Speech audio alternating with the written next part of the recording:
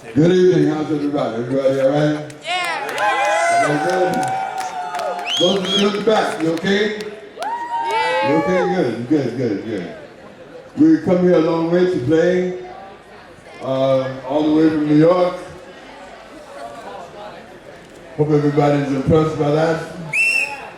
We come here to play a little music. We have been dodging the volcano, trying to stay away from the volcano. Can anybody tell me the name of the volcano?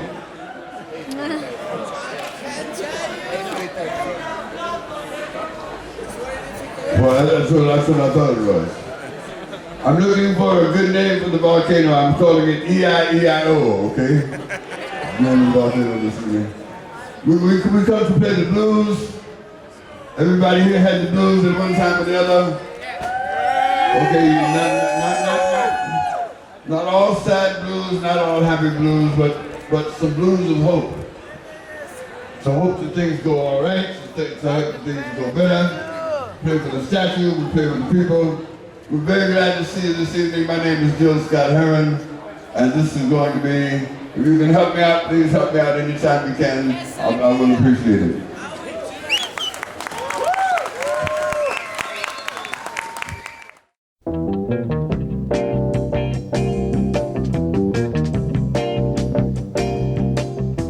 University in Pennsylvania, and I went primarily because of the influence of Langston Hughes. Langston Hughes was a student at Lincoln also, and along with Melvin Tolson and Thurgood Marshall and Kwame Nkrumah, this was a very famous school in the black community, and a lot of famous people. Both performers and legal minds for future lawyers and doctors and judges and writers. Many writers had attended Lincoln, and they were all influential in certain ways in the Harlem Renaissance. I live in Harlem now. I live at 112th Street. On 135th Street is the Schomburg Library. Which has like 100,000 volumes of from different writers from the beginning of the century, from the beginning of the 20th century, all the way through the 1990s. Like there have been new editions all the time. But the Harlem Renaissance, of course, brought a literary sort of attitude to the black community. We began to read more. We began to write more. We began to contribute more to the library of the black people in America, and the black people in the West Indies and who'd come from Africa and who settled in the islands and in the southern part of the United States primarily. New York, of course, is the mecca of people worldwide, and Harlem was the center of the black community there. And so the clubs where the music was played and the bookstores where both film and books were available became very influential to me. They were where I stayed in the summertime and looked among the books and the films in the different clubs to find out about the music and the literary. And then I studied at Lincoln to find out more. And when I graduated, by the time I graduated, in fact, before I left college, I had written several books myself and done a few albums and began my own career. And I taught school at the University of DC for 4 years. I taught in literature, I taught fiction, I taught poetry. Langston Hughes was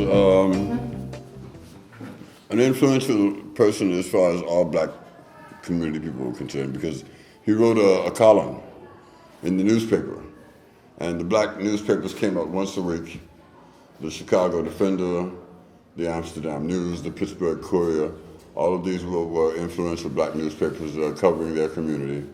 And I can recommend anything by Langston Hughes, but I can also recommend Zora Neale Hurston, um, uh, Claude McKay, County Cullen. These are all famous poets who contributed to different newspapers and magazines during the time. Langston Hughes was not only a contributor, but he was an editor. So many of the collections of poetry from the Harlem Renaissance were touched by these people. And they describe an era, a period of life, a period of time that we as a people were going through, and the problems that we were encountering and the way we were trying to handle them.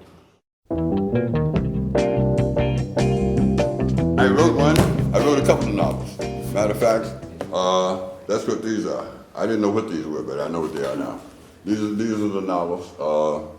One was The Busher. That was the first one I wrote. That's when I quit school when I was 19. And one was The Nigger Factory. It was about life in college, life on the college campus and the things that happened there to cause the uprising there that took place. And I also wanted to write poetry.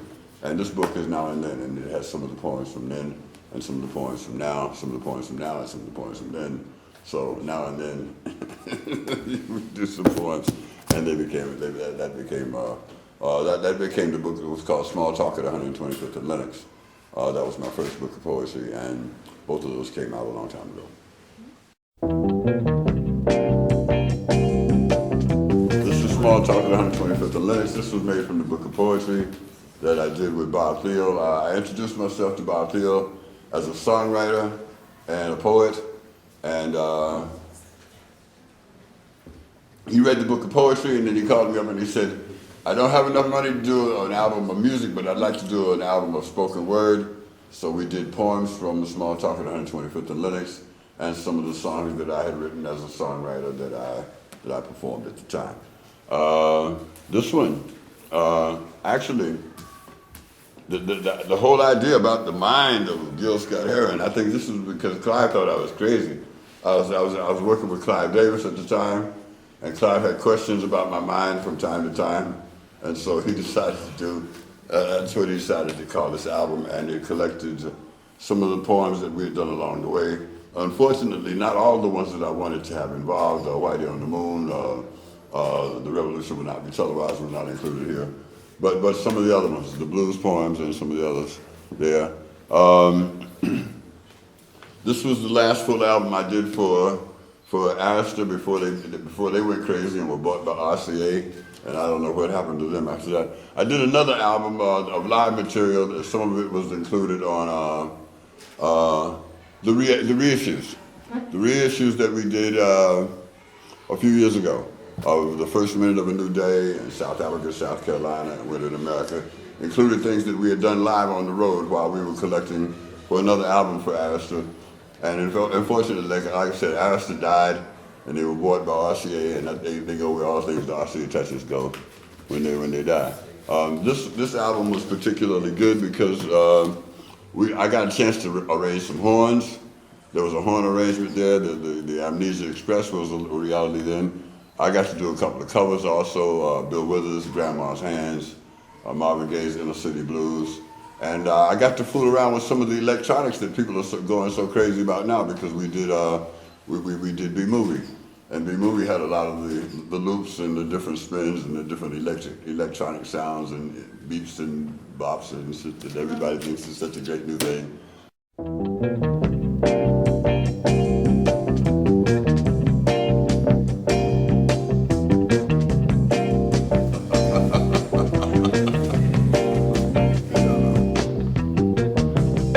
Kinda down and out, you don't know just what to do.